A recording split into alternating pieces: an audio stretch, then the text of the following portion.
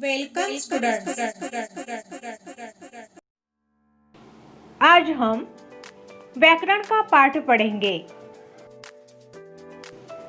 शब्द का दूसरा भेद है सर्वनाम। सर्वनाम और उसके भेद। सर्वनाम के भेद देखो बच्चों। पहला है पुरुषवाचक सर्वनाम, निश्चयवाचक सर्वनाम, अनिश्चयवाचक सर्वनाम, प्रश्नवाचक सर्वनाम, निजवाचक सर्वनाम और संबंधवाचक सर्वनाम। ये सर्वनाम के 6 भेद है। सर्वनाम का अगला प्रकार है प्रश्नवाचक सर्वनाम। तुम क्या खाओगे? मेरे साथ कौन चलेगा? पहला इनाम किसे मिला? यह किसका चित्र है? इन वाक्यों में क्या, कौन, किसे, किसका ये शब्द सर्वनाम है। इन सर्वनामों का प्रयोग प्रश्न पूछने के लिए हुआ है। ये सर्वनाम व्यक्तियों के बारे में कुछ पूछने के लिए आए हैं।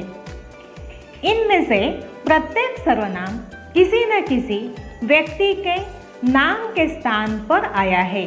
ये शब्द प्रश्नवाचक या प्रश्नार्थक सर्वनाम है। देखो बच्चों, यहाँ थोड़ा सा ध्यान दो।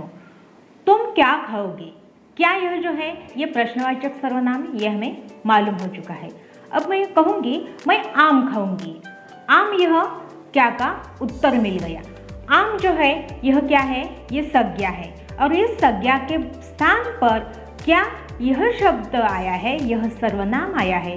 और यह सर्वनाम जो है यह सर्वनाम प्रश्न पूछने का कार्य करता है और इसलिए उसे हम प्रश्नवाचक सर्वनाम कहते हैं। प्रश्नवाचक सर्वनाम की परिभाषा। जिस सर्वनाम से किसी के बारे में प्रश्न किया जाए उसे प्रश्नवाचक या प्रश्नार्थक सर्वनाम कहते हैं। सर्वनाम का 5वां प्रकार है निजवाचक सर्वनाम। चिंटी स्वयं खाना जमा करती है। मैं खुद तुम्हें पढ़ाऊंगा। कर्तव्य के साथ अधिकार तो अपने आप मिल जाते हैं। इन वाक्यों में स्वयं, खुद, आप ये रेखांकित पद सर्वनाम है। इनका प्रयोग वाक्यों में इनसे पहले आई संज्ञा या सर्वनाम के स्थान पर हुआ है। पहले वाक्य में स्वयं सर्वनाम चिंटी संज्ञा के लिए आया है।